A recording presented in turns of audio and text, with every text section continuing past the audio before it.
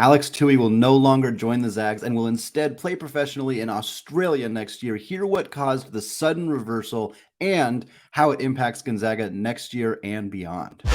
You are Locked On Zags, your daily podcast on the Gonzaga Bulldogs. Part of the Locked On Podcast Network. Your team every day.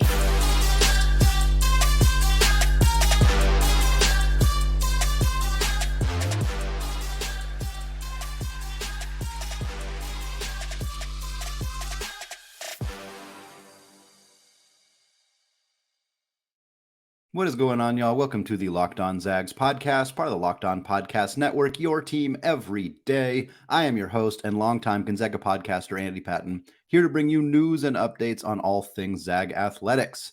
Today's episode of Locked On Zags is brought to you by FanDuel Sportsbook, the official sportsbook of the Locked On Podcast Network. Make every moment more. Visit FanDuel.com/LockedOn today to get started.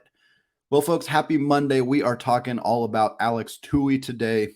He is no longer coming to Gonzaga. That's going to be the focus for today. We're going to look at the decision made by Alex, why he made it. Of course, we're going to talk about how it impacts Gonzaga for next year, what the rotation will look like, if it's going to be any different, all of that stuff. And then we'll talk about the fact that Gonzaga now has 3 open scholarships on the roster. What does it mean? What are we expecting to see them do?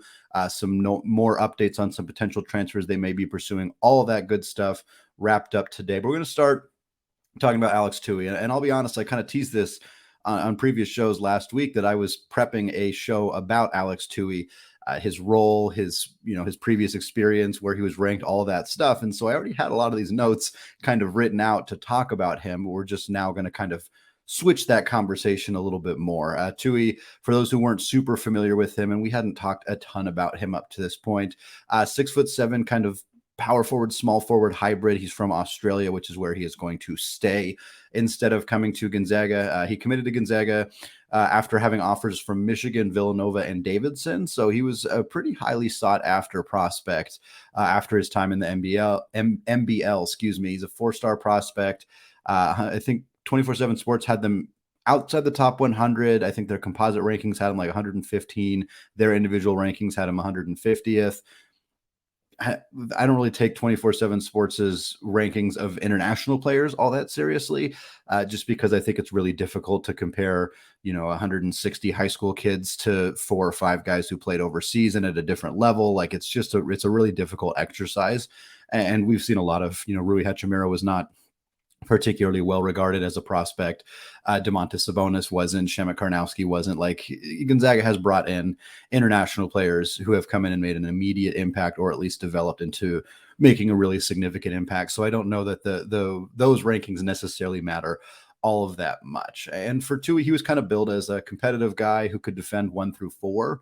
That was a big part of the appeal for him, is he's a multifaceted defensive player, labeled as a Swiss Army knife as well. And he just finished his first season in the NBL 1 league in Australia. He played 16 games, 28 minutes per game for a team called Center of Excellence. And he dominated. I mean, he was really good. He averaged 18 points, 5.5 boards, 2.7 assists, 1.2 steals, and just under a block per game. He shot 56% from the field, and he had 4 double-doubles. And so we were kind of getting some optimism around how he was performing in Australia, looking like a guy who could be, pretty impactful for Gonzaga. Still unclear whether that was going to happen in year 1. And then he makes the decision to stay in Australia and play for the Sydney Kings. It's part of the NBL's new Next Stars program. So it's kind of a development league, it sounds like, that's coming up in Australia. And they invited Toohey to participate in this league, and he said yes.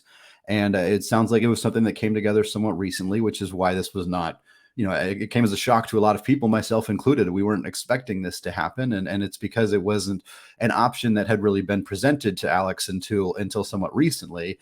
And they had some tough decisions to make. And for those of you who read the ESPN article by Jonathan Givony, I'm not trashing the article. It was a fantastically written article, but the headline, I believe it phrased it as Gonzaga, or Alex Toohey spurns Gonzaga. And I thought that was a little bit of a misleading title, and I spoke to somebody close to Alex who effectively confirmed that and said, yes, it was a really hard decision for us. In fact, this person said specifically, we have the greatest respect for Gonzaga, Mark Few and his coaching staff. They have been professional in all of our dealings. Mark Few is a class act. So in case anybody was worried or concerned. It's never fun to lose a recruit. It's never fun to lose to have a player decommit, especially this close to the season. This doesn't happen to Gonzaga all that often. In an offseason where we've already seen 3 players enter the transfer portal, which is unheard of for Gonzaga. Of course, the rules have changed very recently, which is part of it, but still, for them to have 3 players enter the transfer portal, a player that many people felt would return to school who did not in Malachi Smith, and then to also lose a player as a decommit, I can understand why there's maybe a bit of uneasiness, some uncertainty. And I can't speak to every single one of these situations, but I can speak to this situation with Alex in that this had nothing to do with Mark Few. It had nothing to do with not wanting to play at Gonzaga or have anything to do with the program at all. It just had to do with the fact that they got an opportunity to stay in Australia, play professionally in a new, kind of an up and coming league, and get paid to do it. I mean, so he's going to be a professional basketball player. He's going to get paid to do it. I think that's a big element here too, because yes, obviously you can get paid to be a college athlete, but for international students, it's more complicated.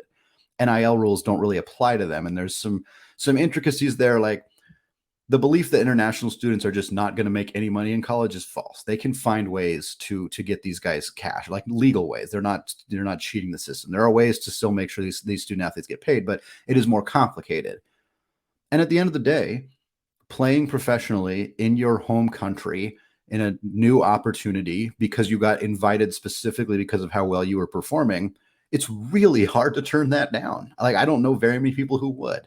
And look, Alex and his family and everybody, I'm sure they're very plugged into what's going on at Gonzaga.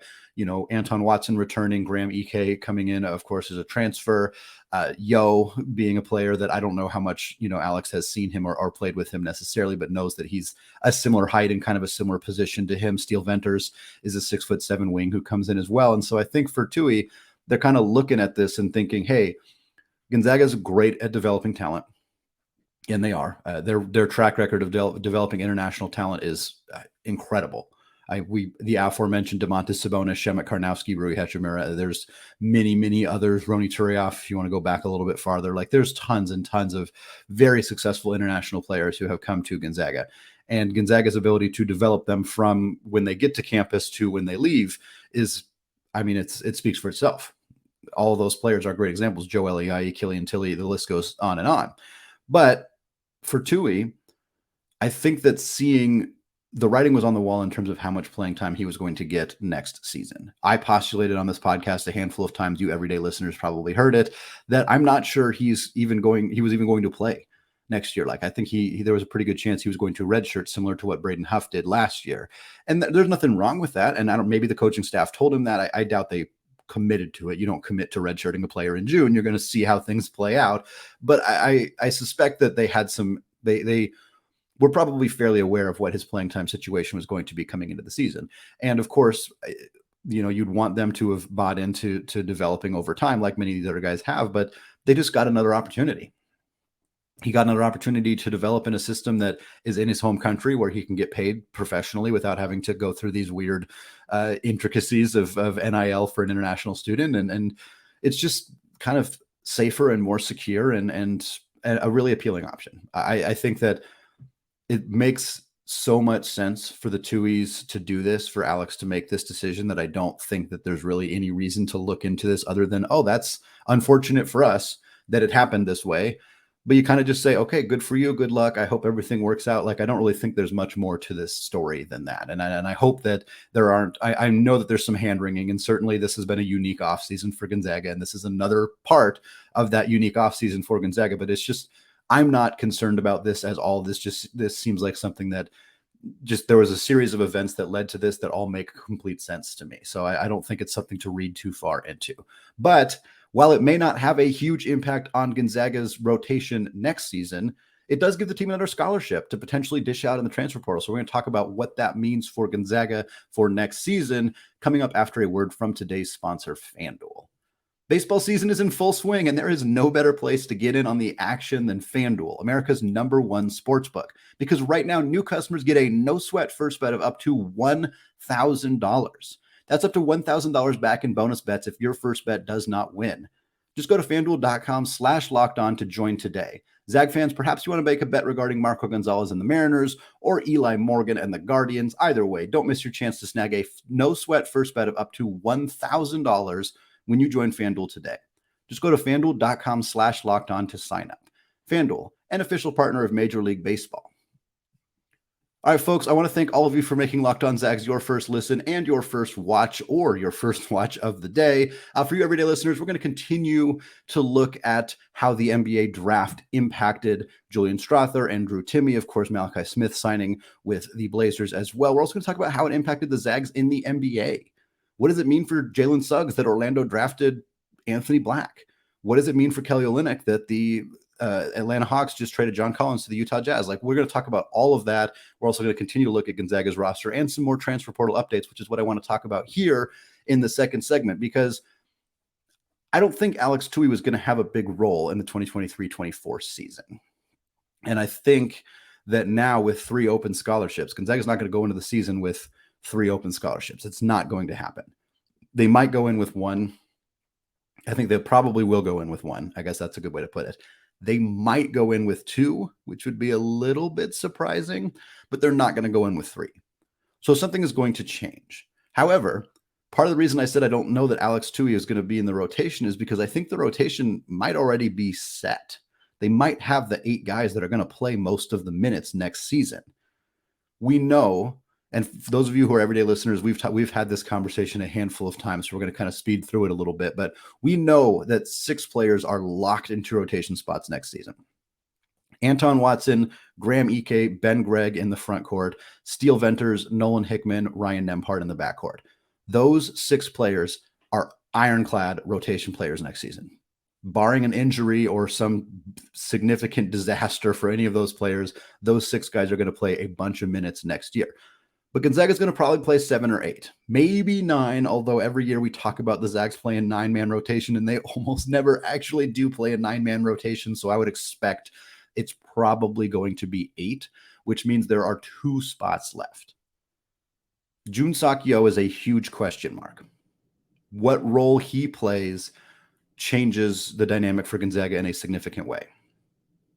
If he is ready to be a big-time contributor, like 25, 30 minutes per game, that changes everything. Then he joins that mix. You have 7 guys now. Your 8th guy is probably Dusty Stromer, would be my guess there. And then your 9 and 10 guys are Caden Perry or Braden Huff. Either or, both those guys are bigs, which kind of means you have a lot of depth going on in the front court, significantly less depth in the back court. Depending on where you want to play Steele Venters, he might play more of the 2, with Yo playing more of the 3. I think that's pretty likely if Yo is ready to play those kind of minutes. If he's not, if he's going to need a bit more time, like the Rui Hachimura development plan, where he didn't really play much outside of garbage time as a freshman, then there's a little bit more room. I still think Stromer sneaks in, so I think that's 7 right there. Your 8th man is probably Caden Perry if he's healthy, maybe Braden Huff. A lot of the players, Julian Strawther talked up Braden Huff, Drew Timme talked up Braden Huff, Anton Watson talked up Braden Huff, so perhaps Braden Huff ends up being that 8th man. In that situation, you're pretty thin at guard in your rotation, because you would have, let's say it's Braden Huff, you'd have Huff, Watson, Ike, Gregg are all locked into front court roles. And then you have Venters, Hickman, Nembhard, and Stromer.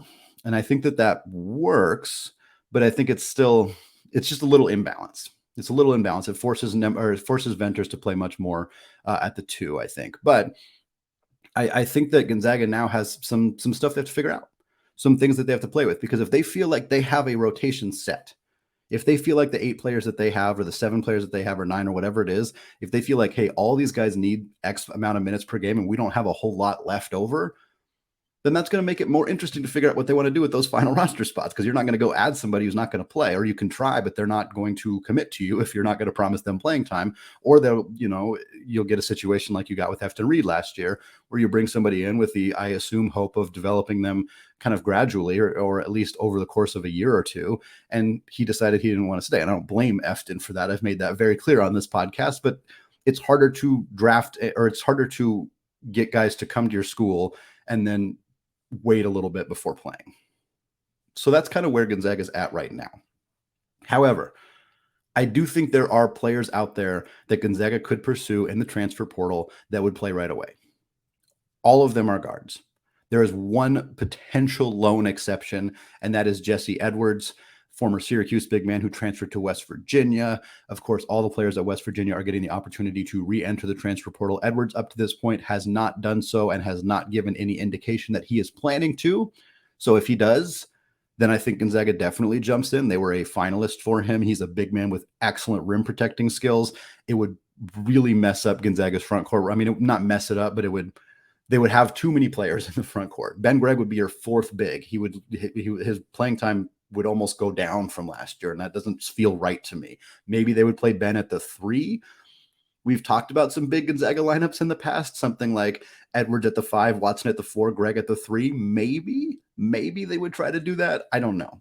I don't think that if Gonzaga is making an addition for a player in the transfer portal who is going to play a legitimate role on this team next season, I do not think that it'll be somebody in the front court. I think it'll be a backcourt option. And there are backcourt options. In fact, Gonzaga is already connected to a couple of them. One of them we talked about last week on the show. Go back and check it out in your feed. If you missed it, it was about Rutgers guard Paul Mulcahy. Mulcahy, 37% three-point shooter last year for Rutgers. He's a true point guard. He averaged about 5 assists per game. The fit is a little bit odd because if they brought him in, they would have 3 legitimate point guards in Ryan Nembhard, Nolan Hickman, and Paul Mulcahy, and not as somebody would have to play significantly off the ball. We already kind of expect that Hickman's going to play more off the ball next season because of Ryan Nembhard coming in. But if you bring in somebody like Mulcahy, you just have a lot of guys who have a very good skill set on ball and not as many guys who have experience off the ball. And I think I think they could work with that. I think Gonzaga would figure it out, but it makes them a bit of an odd fit. Other players, and I will talk about him more on a podcast later this week. That's West Virginia transfer guard Joe Toussaint. Toussaint entered the transfer portal after the Bob Huggins fiasco and him losing his job.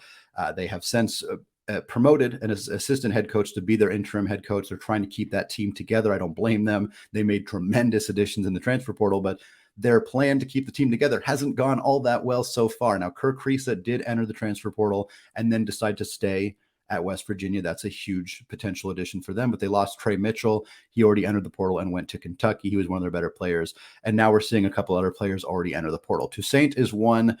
He averaged 9.4 points per game and 2.6 assists last year. He's not a great three-point shooter, under 33% last year, but Gonzaga has contacted him. We know that they are one of the schools that has reached out to Toussaint since he has entered the transfer portal. They are not viewing him as somebody that you would bring over and then not play. He would be a part of Gonzaga's rotation. I don't think that he would start. I think that he would be the third guard, most likely, depending on whether you count Venters as a guard or a forward there. But he's not big. He's a smaller guard. I think that's kind of a bit of an issue. Mulcahy's big, at least. I think he's 6'6". Like adding a bigger guard, I think, would be appealing. That's not who Toussaint is. He's pretty small, but he's talented. He's played at the Big 12 level. He has experience and certainly would be more than capable of contributing to Gonzaga if they wanted to use him in that role.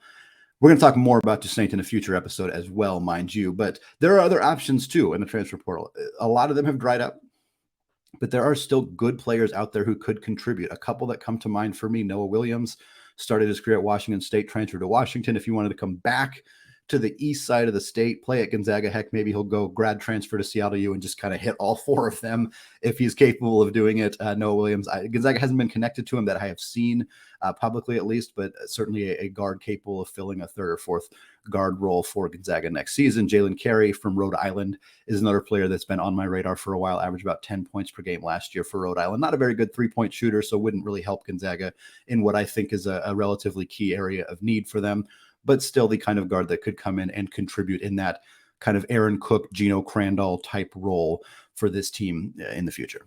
But again, as we already noted, Gonzaga doesn't really want to play more than 7 or 8 guys. So they have options to fill some of these roster spots that aren't putting players on the team who are going to need to play because they may not have room to do so. So that's what I want to do is I want to close out the show discussing other options for Gonzaga and these 3 final roster spots coming up right after this. Folks, segment 3 here, still Andy Patton, still Locked On Zags, and we're still talking about Alex Toohey's departure from Gonzaga and the ripple effect that it has had on the roster, because right now the Zags have 3 open scholarships. They have brought in 4 new players for next season. Of course, the 3 transfers, Steele Venters, Ryan Nembhard, and Graham Ike. They also bring in Dusty Stromer. They have lost 7 players now from last season's roster. That would, of course, be the 3 transfers in Dominic Harris, Efton Reed, and Hunter Salas. You also lose Drew Timme and Julian Strother and Malachi Smith and Rasir Bolton, all out the door. 7 guys out, 4 guys in, 3 roster spots to play with.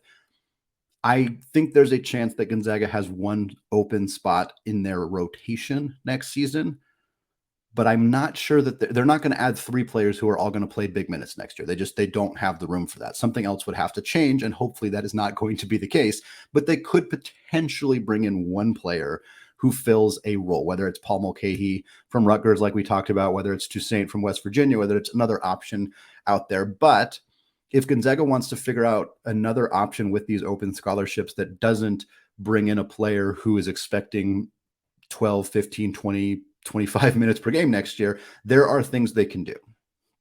They could look at a transfer who is in the portal, who is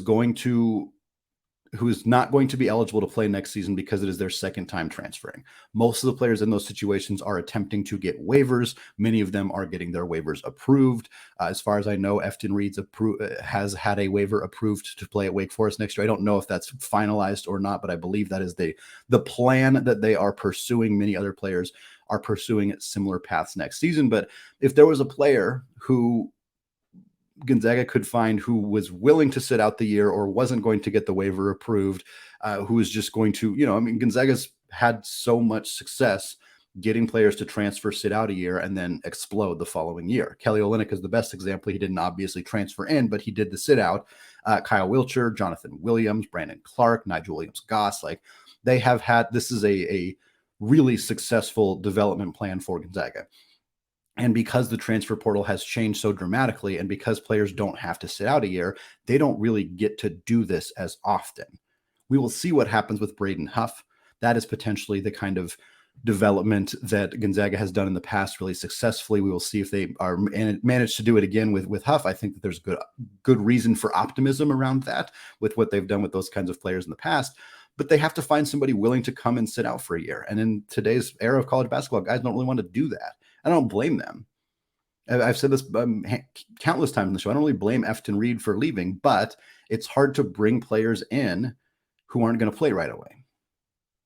And that's amongst many other reasons. That's why it's very clear that Ike, Nembhard, and Venters are all going to play big minutes next season. They're all also very clearly good enough to play big minutes for Gonzaga next year, but you don't bring guys in to not play very often. They end up usually just leaving again. That's what we saw with Reed, and that's what a lot of other programs are running into with many of the players that they're bringing in too. So for Gonzaga, that makes this a little bit trickier. There are names, and I'm not going to go through all of them because figuring out who all is going to have to get a waiver approved, et cetera, is really complicated. But I think if Gonzaga were to contact players who are expecting to sit out next year or don't think they'll get a waiver approved or for whatever reason are willing to not play next season, and Gonzaga can say, hey, look what we've done with Olynyk and Clark and et cetera, all those names that we just talked about, that is an appeal. That's an appealing process that Gonzaga could go through and find guys who might fit into that mold. Other options for Gonzaga, somebody similar to Alex Toohey, an international prospect in the class of 2023. There's no reason to not fill the roster spot kind of the same way that it was filled before. There are a lot of international players that are potentially still available out there. And Alex was one of the highest ranked international players. Again, the rankings on international players are tough and not always easy they're difficult to do. So I don't know that I trust them all that much, I guess is the best way to put it. But if they could find somebody who, it doesn't even have to be an international player. There are still unsigned players in the class of 2023, none in the top 150, I don't think.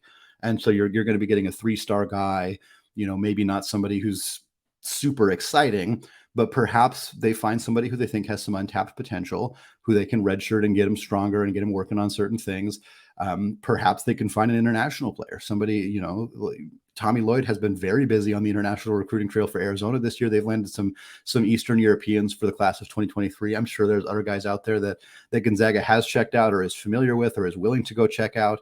And to me, that feels like the easiest way to fill this roster spot. Find somebody who's willing to come to Gonzaga, international student.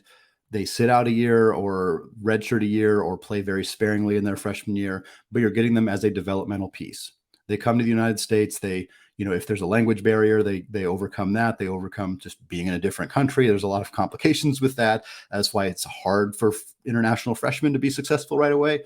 And then they develop and grow and learn. And then as next year rolls around and the roster continues to change, Anton Watson will certainly be out the door.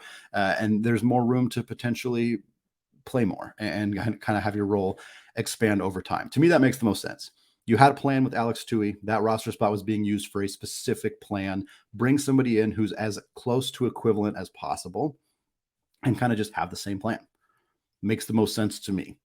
There's other options too for Gonzaga, ones that I think are a little bit less likely. They could sign someone in the class of 2024 and have that player reclassify to 2023. This is sort of what Ben Gregg did. His situation was impacted by COVID a little bit more so, but most guys who reclassify do it with the intention of playing right away as true freshmen. So I don't know that that option really works for Gonzaga to, if they do somehow, or if they are able to get like Zoom Diallo, who's one of their top targets in the class of 2024, and he wanted to reclassify to 2023, it would be because they want him to play. That might not necessarily be that bad of a thing. In fact, Zoom as their third or fourth guard as a true freshman alongside Dusty Stromer would be excellent. I don't think it's going to happen. But there are options that that is an option they could potentially pursue. And then the last option, which is I think the least exciting option, but a very practical one, is just give the scholarships to walk-ons. I don't know the exact scholarship situation with Colby Brooks and Abe Eagle, but like if they're still just walk-ons, put them on scholarship. Why not? Those guys have earned it. They're busting their butts in practice. We got to see them in game action last year. Or if there's other walk-ons who show up and you want to put them on scholarship, great. Like I wouldn't love it if Joe Few got on scholarship, just because I don't know that he really needs to be on scholarship, but like, I'm not going to be mad about it either. It's a simple, not as exciting, not as fun to talk about solution, but one that makes a lot of sense. Matthew Lang got on a scholarship to, I think, the second semester of his senior year at Gonzaga. He ended up being on a scholarship, and we've seen plenty of other walk-ons ultimately earn scholarships at some point or another. And if Gonzaga is going to have many scholarships available right now, they have 3, and they don't necessarily have rotation spots to fill, putting walk-ons on scholarship just makes a ton of sense to me.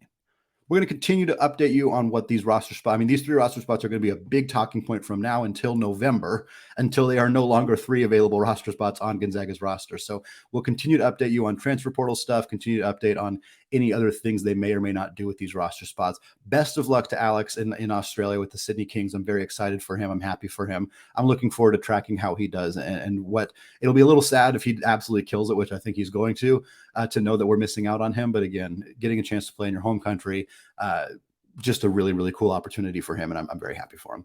All right, that is going to wrap us up for today. Thank you all for listening. Shout out to the everyday listeners who check us out on YouTube as well. If you want to become an everyday listener, just go hit that subscribe button on YouTube, get notified when videos get popped up. Again, more content coming your way this week. Talk about the transfer portal, talking about Zags in the NBA, continuing to kind of get all the Zags stuff going 5 days a week. We're not done, folks. We're going to be 5 days a week from now through the rest of July at least, and we'll still be giving you shows a couple times a week in August and September as well. All right, folks, thank you all for listening. Have a great rest of your Monday, and go Zags.